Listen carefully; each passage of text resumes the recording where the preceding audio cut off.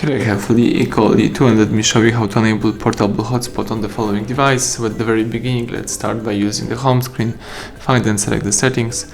Here under Wi-Fi and network, choose Personal Hotspot and let's enable this Personal Portable Wi-Fi Hotspot by using this switcher right here. That's it, the device is creating the Personal Hotspot.